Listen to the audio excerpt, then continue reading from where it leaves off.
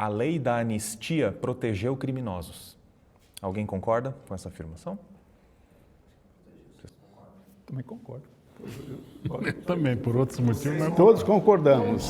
Do ponto de vista que você tem a Dilma Rousseff sendo anistiada, você tem pessoas de esquerda que, não a Dilma propriamente dito, mas roubaram o banco. Então, é aquela coisa, assim como eu acho que os militares que torturaram deveriam ter a pena, enfrentar a pena por aquilo, eu também acho que os de esquerda também. Olha só, eu acredito que o que mais tem de interessante um ser humano não é o currículo dele em si, quantas faculdades ele fez, porque isso não vai mostrar o quanto ele é correto ou não. Eu acredito que o que vale mesmo é o seu RG, é o seu número lá, que quando você coloca, você não tem nenhuma passagem pela polícia. A Dilma Rousseff, eles falaram que não estavam lutando por uma democracia no Brasil, eles estavam lutando para implantar o comunismo. Fala dela, não fala minha, fala dela. Então, quando você tem essas pessoas utilizando de ideologia com pretexto para matar, para sequestrar político, para matar prefeito, o que aconteceu, aí é certo. Essa galera, eu não estou falando os senhores, de forma alguma, mas eu estou falando que guerrilheiros fizeram isso e não foram penalizados. E muitos viraram deputados e foram até presidente da República. Bom, houve anistia, uma má transição, porque não houve o fortalecimento institucional, e essa anistia é discutida. A anistia põe fim ao debate, né? Agora estão pedindo anistia para quem não cometeu crime e a esquerda não quer anistiar. Então eu acho estranho isso, são dois pesos, duas medidas. Isso é a maneira comunista de encarar a realidade. Então, se nós queremos democracia, nós temos que lutar pela segurança do direito, e não por ideologias ou pessoas. A situação em si, a anistia hoje, eu acho que nós estamos passando hoje, no Brasil, né, vivendo uma ditadura, na minha concepção. Por quê? Porque você vê hoje os presos que estão, né, embora tenha alguns lá que são do MST, entendeu? Que são do MST, que tem que ser penalizado, ser separado e ser corrigido de uma forma diferente, né? Mas existem pessoas do bem que estão pagando A maioria, né? 99% de pessoas do bem que estão pagando um crime que estavam no local errado, na hora errada, entendeu? E no momento errado. Não, e a prisão é inconstitucional. Inconstitucional. Que é o direito de se manifestar o artigo 5º da publicamente Constituição. sem armas. Sim, eles não tinham armas, entendeu? Isso Ninguém estava armado. Só para entender, Machado, quando tu posiciona uma ditadura, tu está falando sobre o judiciário, é isso? Quando tu diz que hoje estamos vivendo uma ditadura, todos os sentidos. tu queres dizer... Ah, tá. Em todos os sentidos. Em todos os sentidos a gente vive hoje uma ditadura, entendeu? Então, a situação do presidente Trump, sancionar, são 10 medidas, essa é a primeira, existe mais 9. Né? Se o Eduardo, se o Bolsonaro, entendeu? Eu sou de direita e vou continuar se defendendo. Deus, Pátria, Família e Liberdade, entendeu? E vou continuar defendendo isso aí constante. Eu tenho 2 irmãs que são de esquerda, radical de esquerda, engabiga do Lula. E não converso com elas já há 20 anos, mas respeito elas. Respeito, não desejo mal nem nada. Esse tipo de debate, se fosse com as minhas irmãs, eu nem aqui estaria. Porque elas são totalmente... Então, quer dizer, são situações, na verdade, não vou mentir para quê, pô. Agora, voltando à situação da anistia, né, eu acho que tinha que ter 2 pesos e 2 medidas. Eu acho que as pessoas estavam presas lá, entendeu? Da mesma forma que eles foram anistiados, anistia, que ela vai passar no Congresso. Eu tenho certeza que ela vai passar no Congresso. a questão que está colocada na época lá da anistia era o problema da transição, o processo de transição. E os crimes cometidos pela esquerda foram crimes que estavam lutando contra uma sociedade que impunha aquele sistema ditatorial, aquele sistema de tortura institucionalizada. A outra coisa são os crimes cometidos em nome do Estado. Os crimes cometidos institucionalmente. E esses crimes teriam que ser julgados.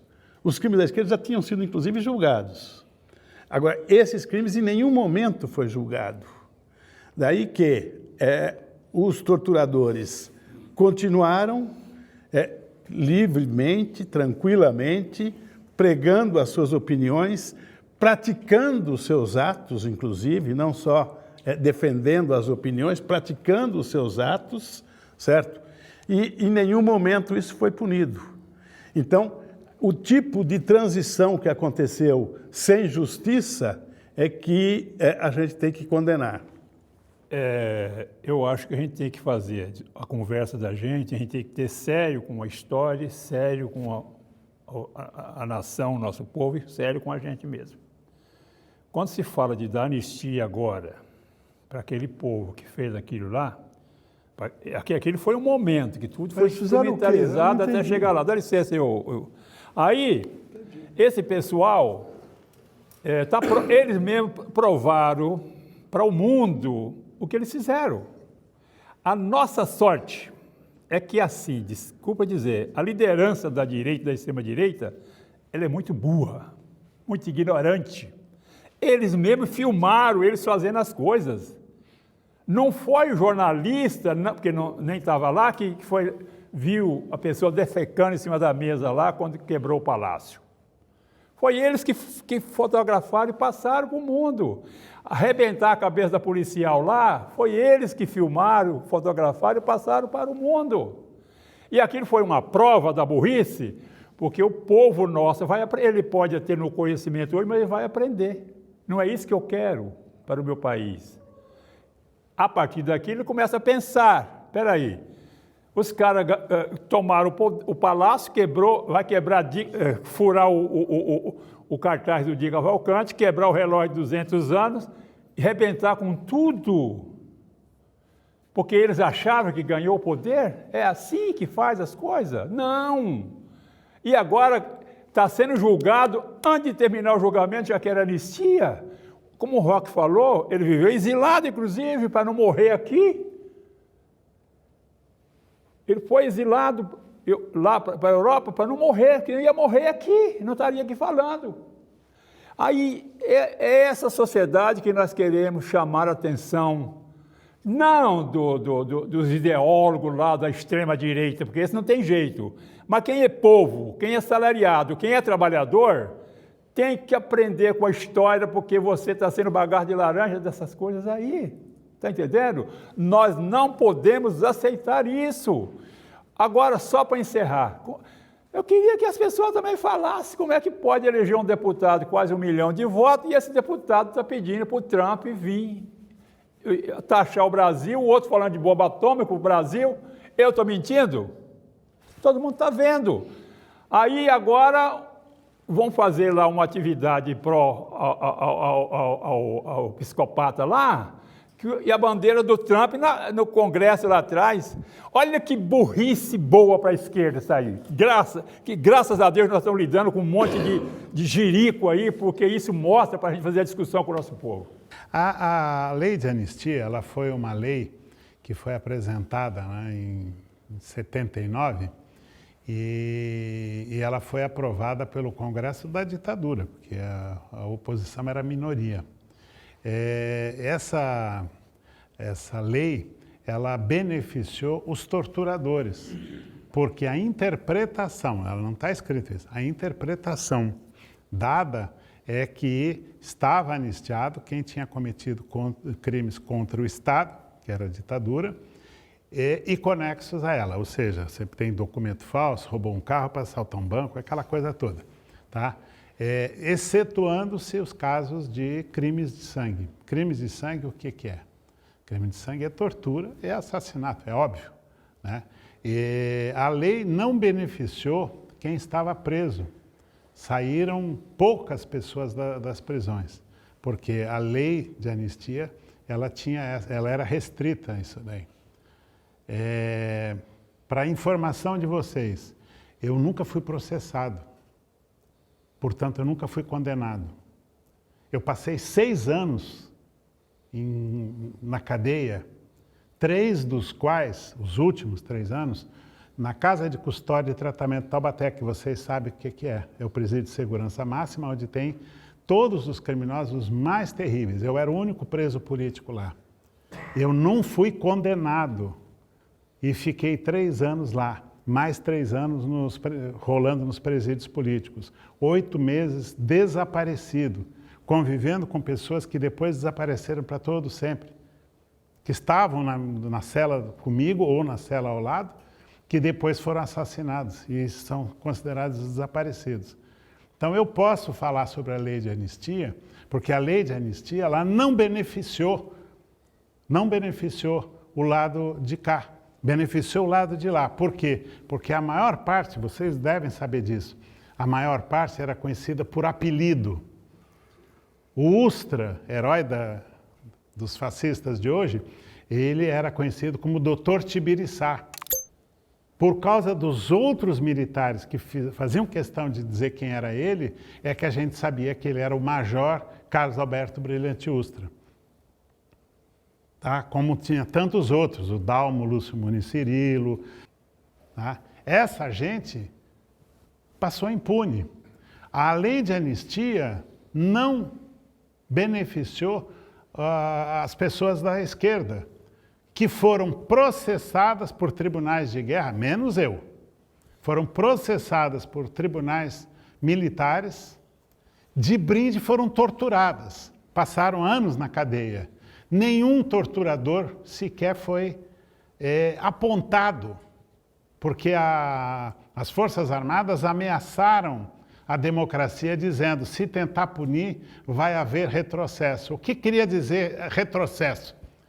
Queria dizer, nós vamos voltar a torturar, matar e desaparecer. Isso é um fato. Isso é um fato. Agora, querer comparar o processo de anistia de 79, que foi errado também, eu considero, tá? Com hoje, o que estão pedindo é ser anistiado antes de ser condenado. Foram presos em flagrante delito, depredando prédios públicos. Agora, antes de ser condenado, ser beneficiado com anistia, quer dizer o quê? Impunidade. Eu faço e não pode tocar em mim. E não adianta depois o delinquente ir na frente do juiz lá e dizer, eu errei, eu acusei você, eu não fiz... Quer dizer, quer ser meu vice? Quer dizer, isso daí é de uma coisa tão cretina que não tem tamanho. Mas não dá para comparar o processo de anistia de 79, porque as pessoas estavam presas, as pessoas foram torturadas e elas foram condenadas por tribunais militares.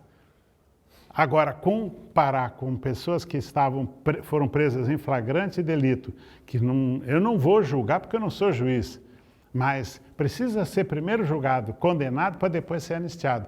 A anistia é uma outra conversa. Neste momento, tem que ser julgado. Anistia é o esquecimento dos equívocos de parte a parte. Isso é anistia. Foi feito em 79. Mas a anistia, no Brasil, ela perdoou crimes gravíssimos praticados por comunistas.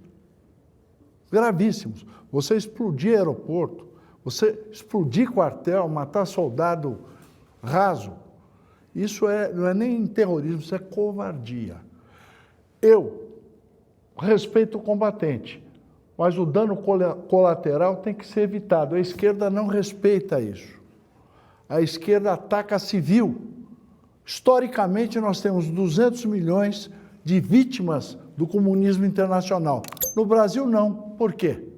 Porque houve um governo que segurou a violência. Então, nós resumimos 20 anos de governos militares a 1.000 mortos de lado a lado. Isso não é guerra. Isso aí, hoje em dia, você tem 100 mil assassinatos por ano. E esses governos de esquerda de 85 para cá não coíbem isso. Você tem o MST, que invadiu propriedades, prédios públicos, fez tudo quanto é barbaridade, invadiu o ministério e nada aconteceu. Por quê? Porque eles tinham carta de alforria internacional. Então, os comunistas não são nada mais, nada menos do que fantoches dos interesses internacionais. Então, eu concordo com o doutor Ribas, não vale o questionamento, doutor. E digo também mais. Eu penso assim, independente de ser direita ou esquerda, nós somos um povo só, nós somos o Brasil. Eu acho que o dia que eles colocarem isso na cabeça, que nós somos um povo, que a gente tem que estar unido, num propósito só, em sentar na mesa, discutir, mas uma discussão salutar, uma coisa que seja assim, bom para os dois lados. Bom para eles, bom para a gente, mas desde que seja uma coisa salutar, entendeu? Quem produz, quem trabalha, entendeu? O criminoso tem que pagar sua pena, né? Tem que existir um direcionamento e uma mudança. O dia que eles entenderem isso aí, né? Jamais nós, eu digo, nós da direita, queremos o combate, a guerra, jamais. Então, quer dizer, há situações que hoje, o dia que a gente entender que direita e esquerda seria um povo só, que a gente não tinha que ter, que o nosso inimigo não somos nós, entendeu?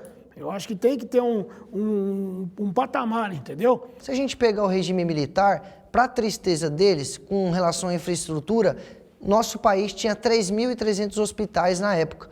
Quando passou o regime, foi entregue mais 3.300 hospitais. Em 16 anos, bateu 3.300 hospitais. O governo Lula entregou 20. Então você vê que tem uma diferença gritante. A gente pega, por exemplo, as malhas viárias, nós pegamos as rodovias, foram construídos mais de 30 mil quilômetros de desenvolvimento, para chegar, por exemplo, na casa das pessoas que eram mais afastadas. O negócio chegou lá na casa das pessoas. Tudo girava. Então você pega esses dados, quanto que foi feito com o governo Lula, quanto que foi feito com os governos petistas? 630. O que eu acho é que naquela época o emprego do nosso dinheiro tinha mais significado do que agora. Porque agora a gente sabe, eu sou político, a gente vê, há sempre superfaturamento de obras. A maioria coloca 10, 15, 20% na bolsa do político. E outra, ficou falando muito aqui sobre nome de torturador, a esquerda usou isso. Ela falou, eles usavam um codinome para quem torturava. A esquerda aprendeu bem. Eles usavam codinome também para roubar o povo brasileiro. Usavam como amante, Gleisi Hoffmann. Estava lá na lista da Odebrecht, recebia dinheiro, corrupta, petista. Aí você pega isso, aí vem uma pessoa falar, o Lula foi em Osasco e viu um córrego e vai canalizar. O Lula está 20 anos com o PT. Será que ele não conseguiu canalizar em 20 anos? Se o regime tivesse seguido a democracia, tem que ter democracia. Só que parece que na democracia o nosso dinheiro não para com o povo, para no bolso do PT. Você falou muito bem, eu concordo com você. A única vez que eu fui preso foi fazendo um movimento grevista, defendendo meu salário. E o salário dos trabalhadores, todos. Tanto é que quando fui preso na porta da Brambovera, algemado, me levaram para o 14º Batalhão de Osasco, e lá o coronel muito falante, coronel Salgado, que era o comandante daquela região, falou, eu vejo falar muito bem de você, mas você também está botando fogo aqui. Eu não estou botando fogo nenhum, estou lutando por salário, nós trabalhadores. Porque essa multinacional aqui, não respeita nem a lei brasileira. Ela não respeita. E nós estamos fazendo a greve para melhorar nosso salário e de tabela melhora o seu, melhora também dos seus policiais. Portanto, eu não tenho ficha criminal também não, viu? Não tenho. E o que eu tenho é essa ficha de fazer a luta da minha classe, do meu povo, depois que entendi Mas eu não que falei em nenhum era momento que o exploração. senhor tinha. Aí eu estou dizendo o seguinte, nesse momento agora, as coisas estão aí acontecendo e nós temos redes sociais aí. Eu queria que as pessoas fossem mais verdadeiros na hora que colocar. O pessoal da extrema-direita, eles inventam história, mente pra caramba para poder fazer a cabeça das pessoas e nós estamos lá no meio. Eu estou lá na periferia de Osasco. E eu tenho no meu Zap, no meu Facebook, centenas de pessoas que eu estou alimentando com as verdadeiras notícias. Não minto, não. Então, você falou que a gente tinha que o povo todo se unir em torno de um objetivo comum e tudo mais, certo? Hoje, por exemplo, nós estamos vendo um ataque frontal à soberania nacional.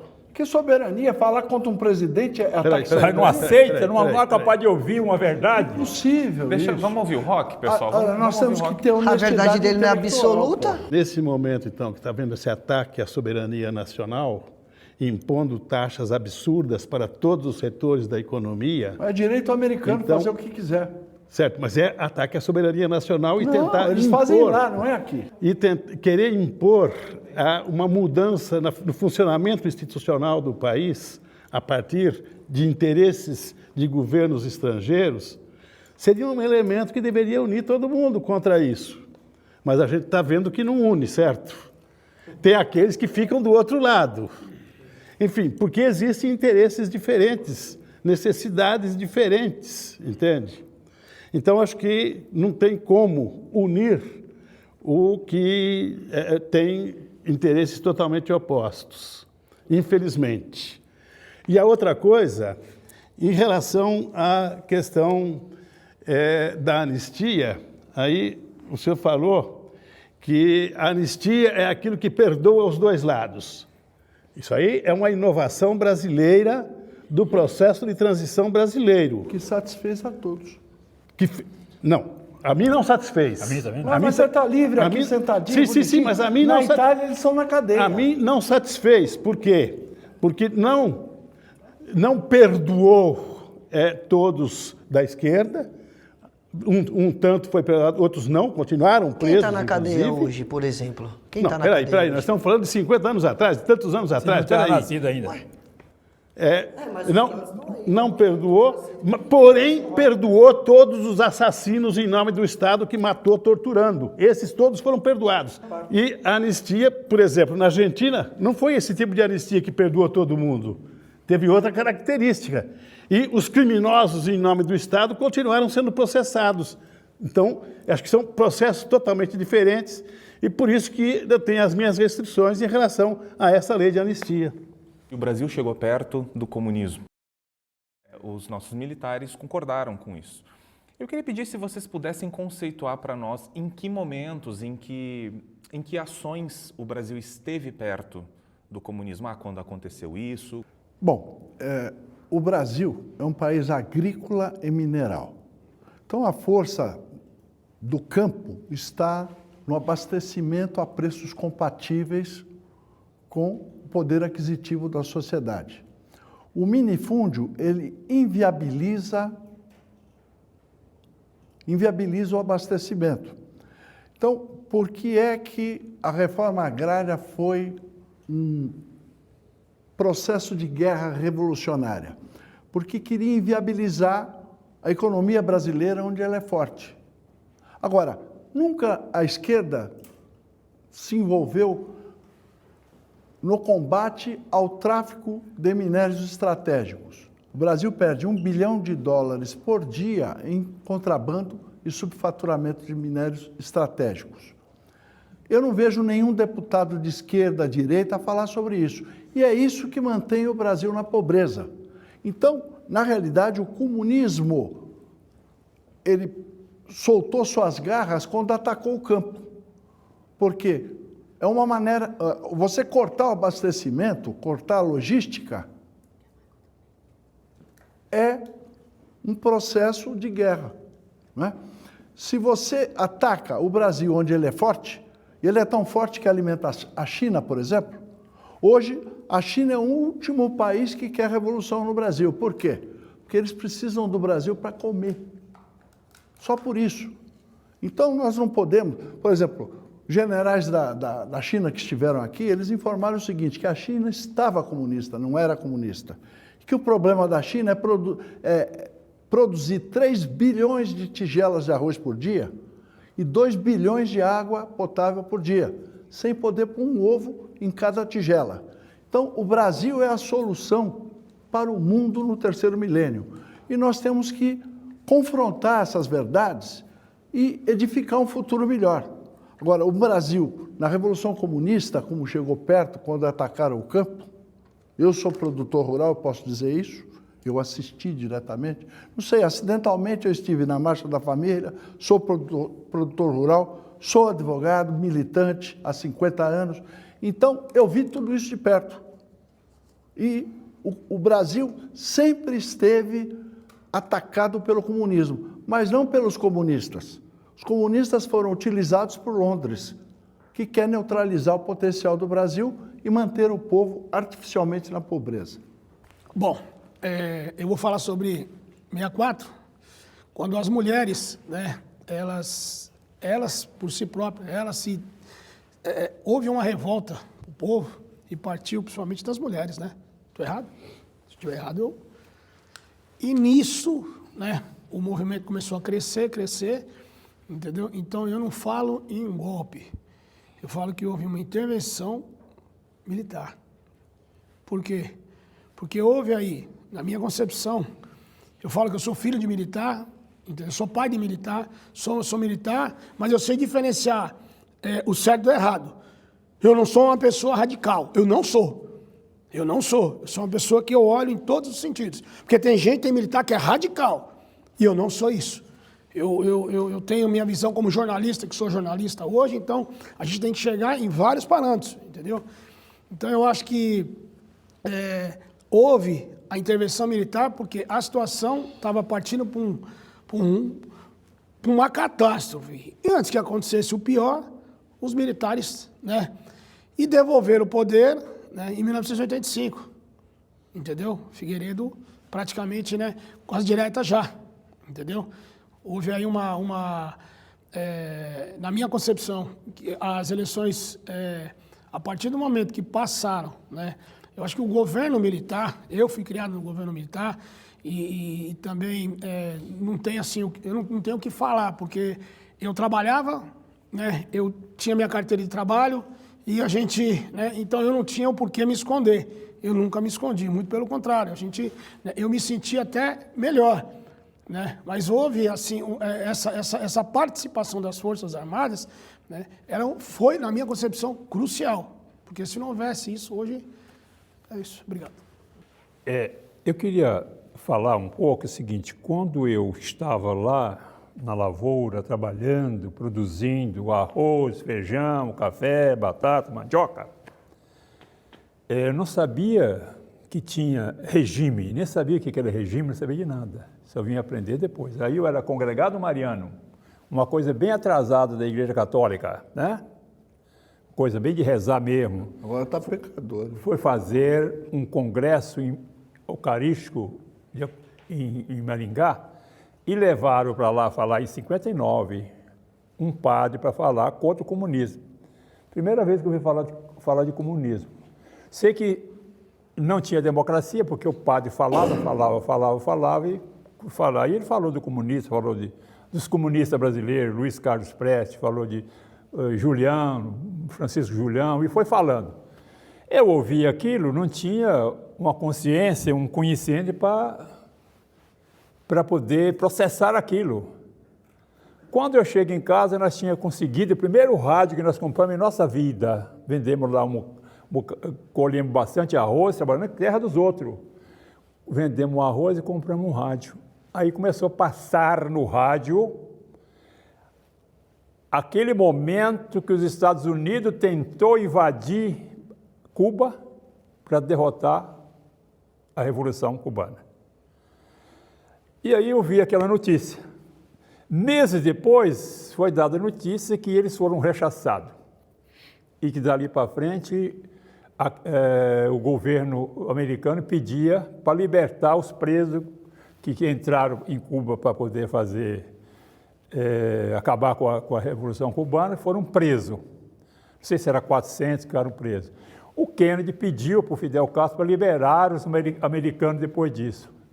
Aí ele disse assim, eu libero, mas eu quero dois tratores em cada ser humano, cada cara preso desse daqui, eu vou liberar, eu quero 2 tratores, porque eu já fiz a reforma agrária E a primeira foi do pai dele, da família dele. Já fiz a reforma agrária e agora com o extrator nós vamos botar para o povo produzir. Aí eu chego em casa, eu fui confrontar. Aí que eu fui confrontar a ideia que o padre falou. Aí eu conversando com meu pai, eu disse assim, pai, vem cá. O padre falou um monte de coisa lá que é mentira.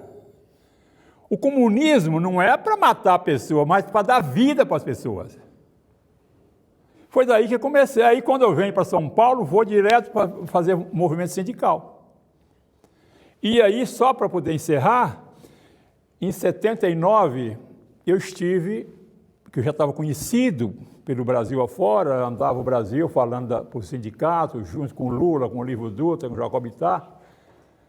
Me arrumaram para mim poder fazer uma turnê na Itália para conversar com os brasileiros que estavam exilados lá fora. E foi aí que esse aqui era da minha cidade, só conheci ele lá.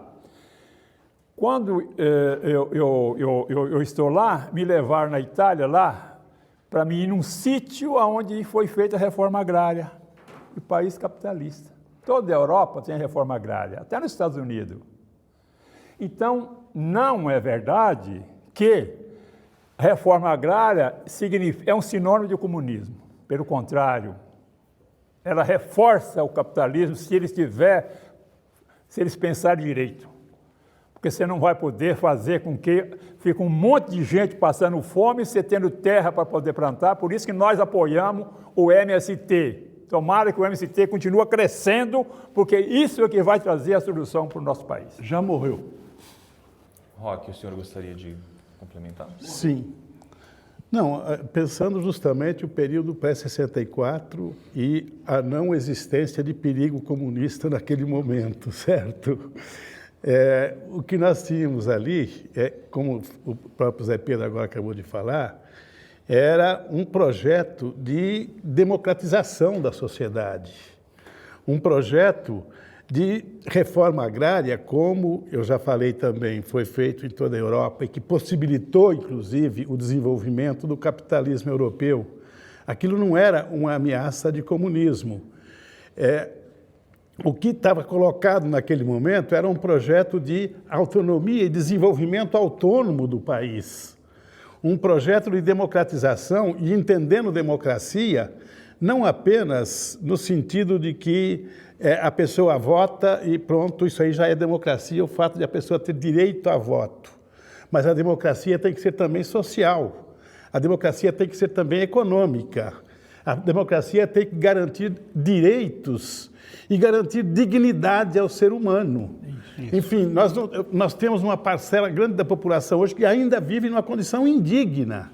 Isso não é democracia, a democracia que a gente luta por ela. Eu luto pela democracia desde sempre, mas eu quero que o povo tenha não só o direito de comer, o direito de votar, mas o direito de ter uma vida digna, ter o direito a lazer, ter o direito à cultura, acesso à cultura. Porque se não tiver isso, enfim, tem meia dúzia, uns tantos que dominam e que se beneficiam dessa situação, explorando a grande maioria do povo, deixando a grande maioria do povo em condições indignas. Portanto, a democracia, no meu sentido, tem que ter um conceito muito mais amplo do que apenas o direito ao voto. Hoje nós temos uma parcela grande da população que até vota, uma parcela até que nem vota, porque não se sente representado realmente por essa democracia que nós estamos vivendo. Tem que haver reformas políticas importantes aí para a gente alcançar um processo mais efetivamente democrático. Em 1964, o país não chegou nem perto de comunismo. Isso aí é só discurso, né? Eu acho que assim, a gente tem que ter muito presente entre nós que o que estava em jogo naquele momento era um projeto de desenvolvimento nacional dirigido por um liberal burguês, que era o João Goulart. O Partido Comunista não apitava absolutamente nada, dava apoio, mas não tinha nenhum poder de intervenção. Isso aí é um fato. A gente tem aqui uma concordância, que é a defesa dos minerais brasileiros. Sim. Tá? Isso daí nós defendemos. A grande divergência... Mas não na Câmara, né? Não, a Ninguém Câmara... fala nada lá, pô. Então, eu também acho um Chamar horror isso. ladrão de ladrão é pleonasmo. Eu também concordo, porque isso daí, assim, essa Câmara não nos representa. E a defesa da riqueza nacional, a defesa dos minérios nacionais, é uma coisa que a esquerda sempre fez. A campanha do petróleo nosso foi o que, afinal? Nacionalista. Foi exatamente a defesa disso, né? Agora, dentro você tem aproveitadores, você tem gente que engana, mas nós temos concordância. Agora, o discurso que foi usado em 64, de que estava à beira do comunismo, é uma bobagem que enganou muita gente. Por quê? Porque não tinha perigo nenhum de comunismo, porque o João Goulart, ele era o cara que ele queria fazer o país desenvolver. As cinco reformas que ele tinha, chamadas reformas de base, reforma agrária não é revolução, por isso que chama reforma, não revolução. A reforma educacional, a mesma coisa, é dar educação para o povo. Reforma urbana é dar casa para o povo. A reforma fiscal é fazer rico pagar imposto, que não paga, até hoje, a grande discussão. E a lei de remessa de lucros, que era fazer, as multinacionais podem vir, mas deixam 10% aqui de nacionalização e de geração de emprego. Não tinha absolutamente nada de revolucionário nisso. A própria esquerda, uma parte, que eram os chamados reformistas, que era o pessoal do PC, dava apoio, mas quem não era dessa tendência criticava, como hoje esse governo, que é dado como de esquerda, tem a nossa crítica, porque também não é um governo verdadeiramente de esquerda, é um governo democrático que tenta se equilibrar em cima de um fio da navalha. O agronegócio, ele tem um lado que é um lado produtivo, que é um lado... É só ver. Tem gente do agronegócio que está junto com o projeto democrático. E tem outros que são delinquentes, a gente sabe disso, né? Você que está nessa área sabe como... Depois eu falo sobre isso. Tem um e tem outro. Então, a gente precisa diferenciar essas coisas para deixar muito claro. A gente precisa ter um país democrático, mas com uma preocupação com o povo também. Essa democracia que o Zé Pedro está falando, uma democracia social. É democratizar as instituições, todo mundo ter direito a não só a votar, mas a votar, participar e opinar, mas também ter a democratização da riqueza, para que ninguém está contestando. A Constituição, ela fala, no artigo 3º, se não me engano, que é um país capitalista. Ninguém está pondo em dúvida isso daí. Nós reconhecemos que é essa a realidade, até haver uma transformação. Agora, tem que ter um mínimo de sensibilidade para não ter pessoas virando lata de lixo para comer, de dormir ao relento com o frio que nós temos tido. Então, esse tipo de preocupação é uma preocupação que tem que unir a todos nós. Agora, os que são delinquentes, aqueles que querem cometer crimes, eles são inimigos de todos nós. Não dá para a gente conciliar, não dá para a gente concordar com um cara que quer... faz da morte a sua bandeira de vida. Isso daí para nós não serve, nem para nós de esquerda, nem para vocês de direita, que eu espero que não concorde com essa visão da morte. Eu não sou de direita, sou conservador. Ótimo, uma boa definição. Pensa o seguinte, eu sou produtor rural, né? De família, tradicionalmente. Então, eu conheço profundamente a questão do campo, porque vivi isso sempre. O Brasil é um país agrícola. E o grande problema no Brasil é que é atribuído ao campo a formação de emprego, não é assim? O setor primário alavanca o setor secundário e terciário. Quem é responsável 70% no primeiro mundo por criação de empregos é os serviços. Você vê o secundário, comércio e indústria, né? Mas o setor primário ele é fundamental em qualquer país. Maiormente no Brasil, que tem essa responsabilidade humanitária de produzir comida. Isso é sagrado. Né? E você não consegue produzir comida com mão de obra, sim com tecnologia. E o minifúndio, ele inviabiliza o abastecimento. E grande parte das pessoas que nunca plantaram pé de couve querem discutir reforma agrária. Só para vocês terem uma ideia, a Inglaterra fez uma reforma agrária ao contrário. Ela tirou gente do campo para possibilitar a Revolução Industrial. Então, na Inglaterra, você tem 0,5% da força de trabalho no campo. Nos Estados Unidos, que é o maior produtor ainda, estão quase empatando, 0,8% da força de trabalho no campo. Por quê? Essa força de trabalho é que alavanca o setor secundário e terciário da economia.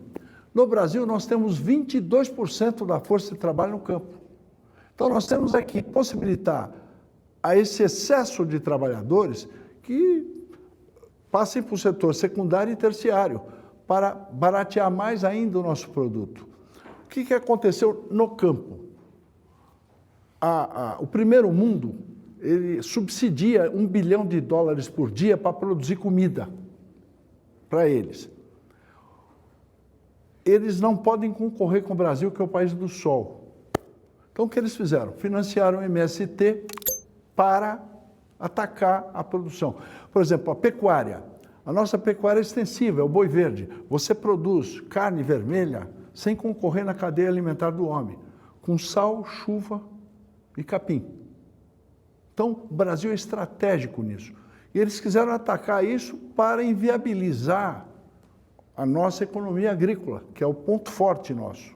Fomos atacados nisso. O que fez com que o MST morresse foi o mal da vaca louca na Europa, a partir da Inglaterra, que é a encefalite espongiforme, né?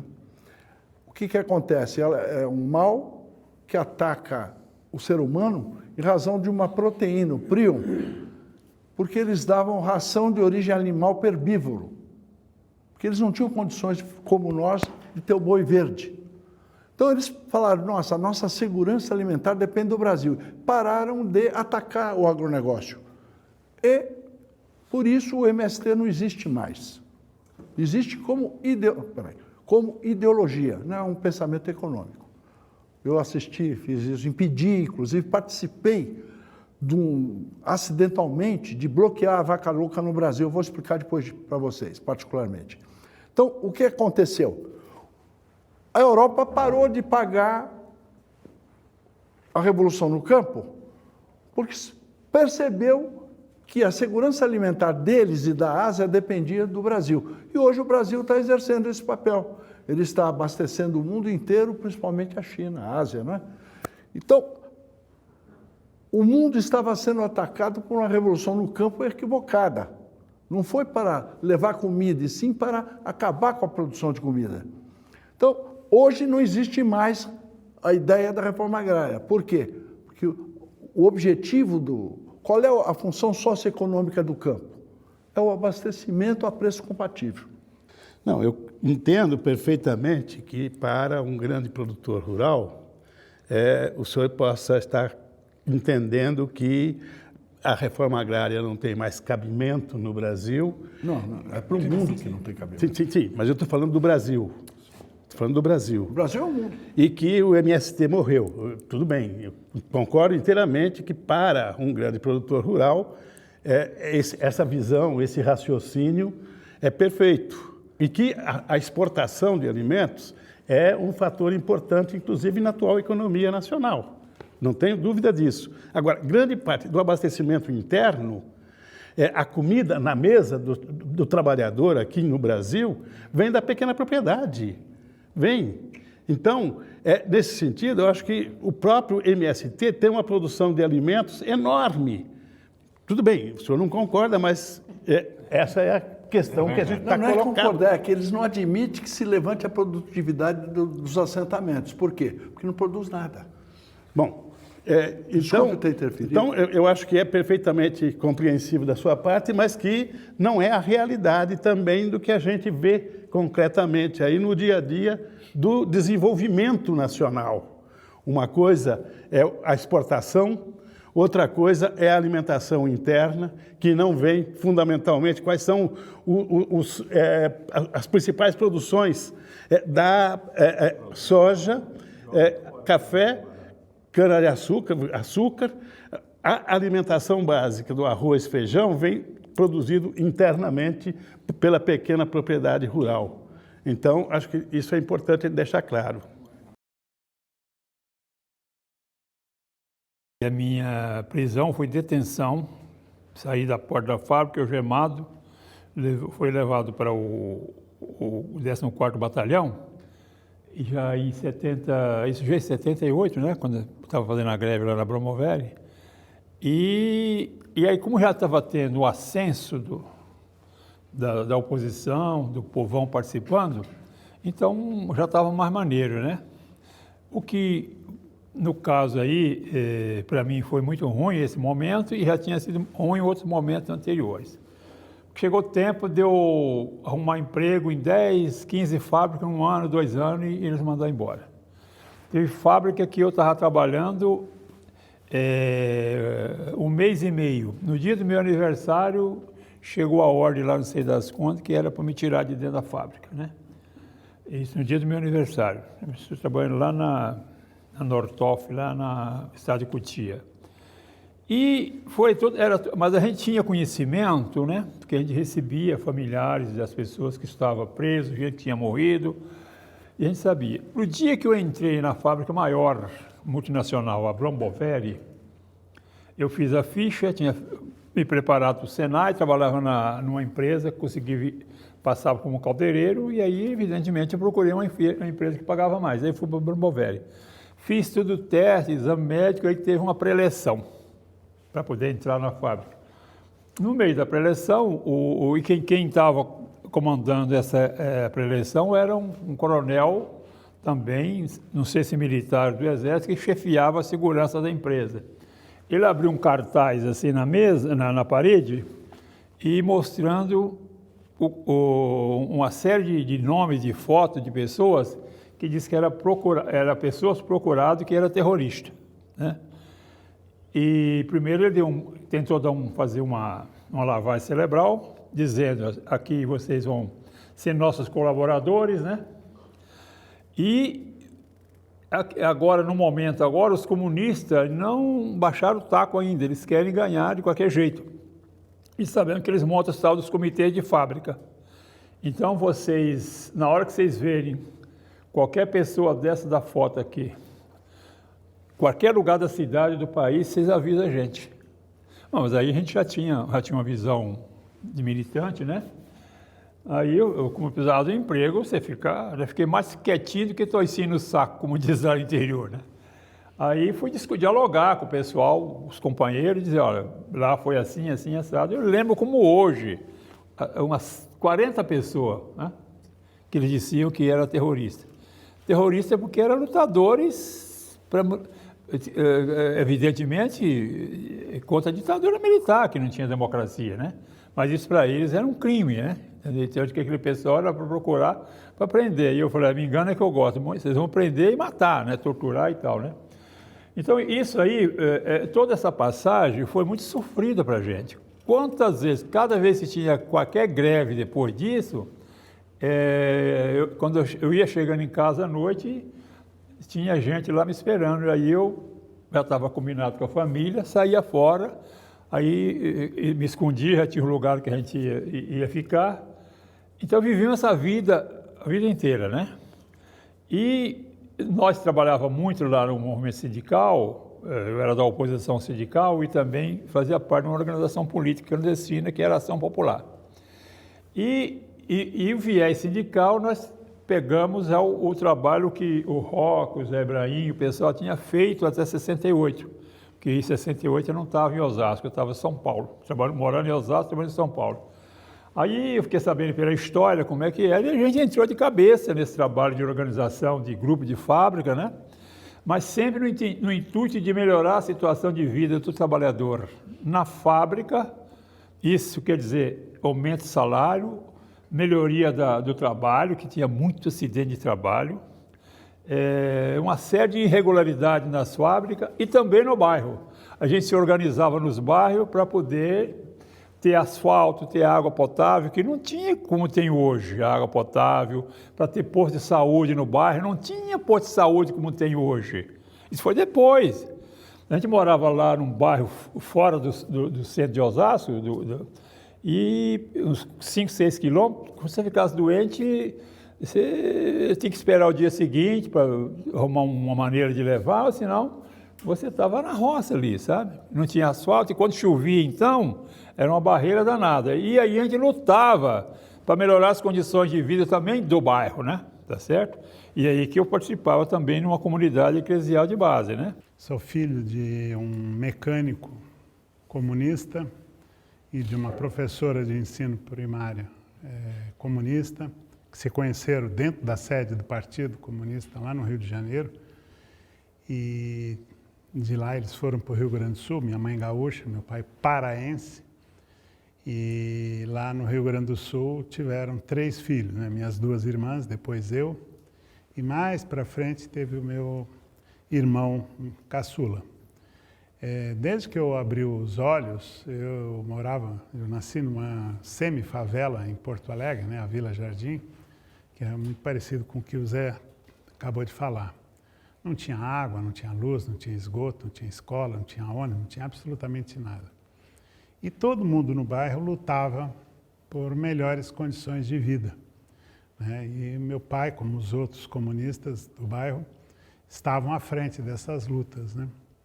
E eu, desde que eu abri os olhos e entendi alguma coisa do mundo, eu via o meu pai chegando das atividades de militância. A gente sabia que ele estava chegando porque a gente ouvia os cachorros latindo, né? O pai está chegando, né? Vinha pulando de quintal em quintal porque a polícia estava na porta de casa para prendê-lo, né?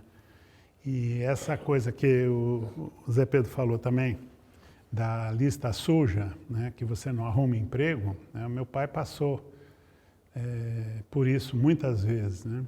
Principalmente depois de 64, quando houve o golpe. A gente estava morando no Rio, meu pai era petroleiro já, né? Ele tinha feito concurso na Petrobras, tinha entrado, era contramestre de manutenção.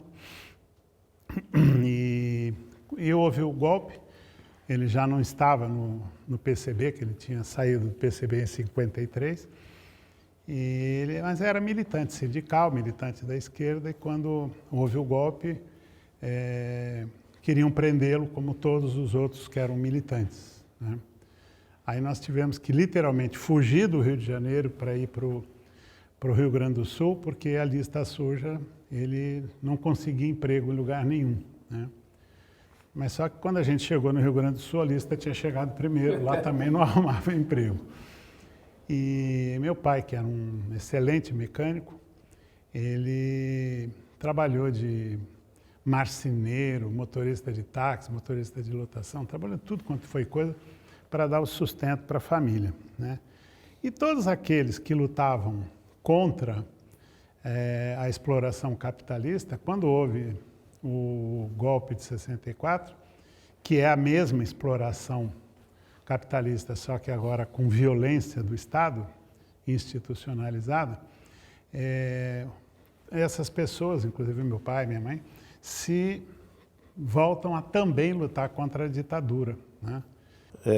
Meus pais tinham uma pequena propriedade rural lá no norte do Paraná, plantando café e de tudo, né? Meu pai se orgulhava em dizer que ele só comprava na cidade sal e querosene para acender a lamparina, né? O resto ele tinha. O resto se produzia tudo lá naquele sítio. Comecei a estudar, primeiro numa escola que tinha lá no sítio ainda, né? Que era uma sala de aula, mas que ali tinha primeiro, segundo, terceiro e quarto ano, porque era só para as pessoas, para a criançada ali da região, né? Daquela região ali. Depois comecei a fazer o ginásio já em Ibiporã, depois que a gente saiu dessa fazenda, que fomos morar em Ibiporã. Aí trabalhava como engraxate, tinha, especialmente nos sábados, na barbearia, todo mundo ia lá fazer a barba, cortar cabelo e tal, e lá ficava eu engraxando os sapatos de todo mundo. E escola tinha que, a família grande tinha que trabalhar e levar o pão de cada dia de casa e trabalhar, fazer hora extra, né? Então não podia, nem estudar não podia direito, sabe? Mas aí eu ia aprendendo, sempre eu fui muito observador nas pessoas que entendia mais, conhecia mais, eu ia perguntando e tal, fui tendo uma noção, né? Do geral do que é a luta daqueles que está lutando para poder ter uma vida melhor, uma sociedade mais justa, mais igualitária, né? Então a gente, depois eu fui, com a minha prisão na greve de Osasco, e mais conhecido, aí foi chamado para vários lugares do Brasil, né? Para o interior de São Paulo, Minas Gerais, Belém do Pará. E aí já a gente começou a discutir em 79 para 80 a ideia de formar um partido dos trabalhadores. E eu estou desde o início nessa luta, né?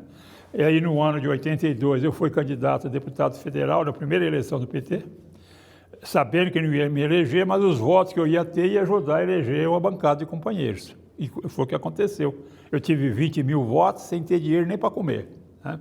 Então a gente tinha uma certa representatividade. E nosso trabalho era um trabalho bastante, né? Tanto é que a bandeira de luta era vote no 3 que o resto é burguês, bem radical, né? Trabalho, terra e liberdade, era outro slogan que a gente falava, né? Então eu decidi ser militante, né? 100%, ou seja, entrar para a organização e fazer, inclusive, ações armadas, e tive a oposição duríssima do meu pai, né? De jeito nenhum, de jeito nenhum. E eu disse, eu não estou perguntando, eu estou comunicando que eu vou ser. Aí ele levou para o Comando Supremo, que era a minha mãe. E aí a minha mãe, não vai, não vai. Eu falei, eu não estou discutindo, eu vou, porque na hora que der errado eu vou entrar pelo cano também. Aí levaram para o comando da organização, para o Devanir, comandante Henrique, que era um torneiro mecânico. E ele falou, não, você não vai, porque você é muito novo, não sei o quê. Eu falei, Henrique, eu tenho contato com gente de outras organizações. Se não for nessa, eu vou entrar em outra. Não adianta. É uma decisão. Aí fizemos um acordo que eu iria ser militante, mas não deixaria de estudar, né? Eu, tá bom, vamos lá, vamos estudar e tal. Que não estava pretendendo parar mesmo, né? E aí passei a ser do grupo de ação, né? Grupo guerrilheiro, né? Então eu me tornei um guerrilheiro. Eu fiz várias ações armadas, né? E como eu faço questão sempre de dizer, não só assumo, como me orgulho muito de ter participado dessa luta e de ter feito essa luta de armas na mão, porque era o caminho que o único caminho que tinha, era a única resposta possível a dar uma ditadura sangrenta como foi. Estava na VPR, né, na Vanguarda Popular Revolucionária, e na VPR fui preso dia 2 de fevereiro de 69, uma semana depois que o Lamarck tinha saído do quartel. Como o Lamarck tinha saído com a VPR, né, imagina como é que foi para mim, eles querendo de todo jeito que eu falasse onde estava o Lamarck, onde estavam as armas que ele tinha levado, já que eu estava na VPR e o Lamarck saiu com a VPR. Enfim, foi bastante difícil. Meu irmão foi preso, aí eu fiquei preso 2 anos. Foi aí que meu irmão, em 29 de julho de 69, meu irmão foi preso. E eu saí em janeiro de 71 para o Chile, trocado pelo embaixador suíço. No Chile, logo eu me integrei com o sindicato chileno e me integrei com o movimento sindical chileno, trabalhando lá também no governo Allende, já em 73, já organizando a resistência ao golpe também, né? Veio o golpe no Chile, consegui entrar na embaixada da Argentina, mas a Argentina já estava também numa situação complicada, né? Conseguimos ser levado para a Argentina, fiquei preso na Argentina, e daí da Argentina consegui asilo na Suécia. Aí fiquei 3 anos na Suécia e depois, em 76, fui para Paris, fiquei 3 anos lá também. Concluí meus estudos, fiz tive a possibilidade, então, de fazer uma pós-graduação na Sorbonne, lá em Paris, né? E, em 79, voltei para o Brasil e me integrei na luta, e aí estamos até hoje. Nunca fui processado, nunca fui condenado, e eu simplesmente fiquei em cana. Desde que eu saí da prisão, eu me engajei em todas as lutas pela redemocratização, né? Primeiro a lei de anistia, depois a questão da eleição direta, a reformulação partidária. Eu fundei o PT, né? Sou fundador do PT. E depois a eleição, a constituinte, e sou militante sempre, né? E não está no meu horizonte deixar de ser militante, porque a causa é justa, a causa é a causa popular, a causa nacional brasileira, e por ser um comunista eu acredito que a humanidade precisa se libertar dessa escravidão branca, né, chamada capitalismo, né? Então a minha luta é em solidariedade aos outros povos, como o povo palestino e o povo cubano, venezuelano, que sofrem os boicotes, e dentro do país, né, todas as causas que forem em defesa do povo trabalhador, principalmente, eu estou engajado. A extrema-direita jamais vai poder tirar uma coisa que é sagrada entre nós, que é amizade. E os trabalhadores diziam o seguinte: a nossa amizade não nasceu no chão de fábrica, ela não nasceu na beira do boteco, ela nasceu no chão de fábrica. E muitas vezes a nossa amizade nasceu no calor da luta, sabe? Aí a gente é companheiro que sonha e luta para comer o pão juntos, né? Então, esse tem sido o nosso legado, né? E aqui, ó, vim conhecer na Europa, quando eu fui, que ele era de Osasco, mas não conhecia. O companheiro já via de vez em quando, sabia da história, sabia da luta, mas mesmo que a gente passa 10, 15 anos sem ver, vai ver depois, está na mesma trilha, na mesma luta, que é a luta da solidariedade, da fraternidade, da igualdade, contra a exploração, contra o machismo e contra o racismo, contra tudo quanto é coisa negativa. É essa que é o nosso legado. Queremos uma sociedade verdadeiramente igualitária em tudo, está entendendo? Então, eu sou um homem com 83 anos, já sofri demais nessa vida, mas sou um homem feliz. Porque nunca neguei fogo na minha contribuição com a minha classe, com meus companheiros. Aprendi com eles, lutei com eles, estamos aí até a hora que dá o último suspiro, né? Então, essa aqui é a nossa... E respeito a opinião das pessoas, né? Às vezes tem pessoa que não está no PT, que não está na CUT, mas ele é de esquerda, ele é comprometido com o fim da exploração do homem pelo homem. Porque não dá para admitir, quer dizer, que a exploração do homem pelo homem, ainda mais dentro dessa visão aqui, que querem fazer na base da porrada, da mentira, da enganação. Não, xará. Não é assim, não vem que não tem, entendeu? Então, nós queremos construir uma sociedade verdadeiramente igualitária, onde não vai ter esse negócio de um homem explorando o outro. É isso aí. A minha formação política vem da prática para a teoria. E hoje estou aqui como aposentado e vendo aquilo que nós lutávamos contra. Existe um momento agora que estão querendo impor acima de todos nós aquela coisa que fizeram, aquele horror que foi feito com a ditadura militar durante 20 anos. Que aquilo não foi feito para salvar o país do comunismo, coisa nenhuma.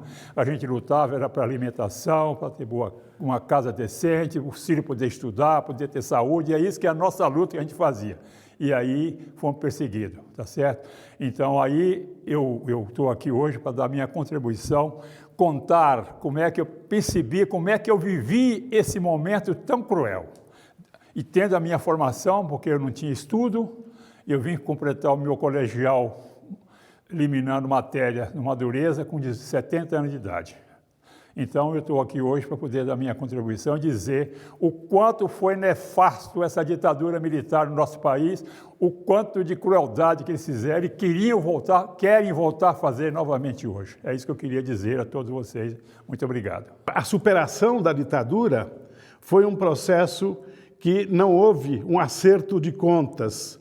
Os torturadores, os assassinos em nome do Estado, não foram julgados e hoje estão aí tentando novamente dar o golpe. Quem estava encabeçando golpes agora, tentativa de golpe agora em 2022, estavam os mesmos que vinham já do período da ditadura.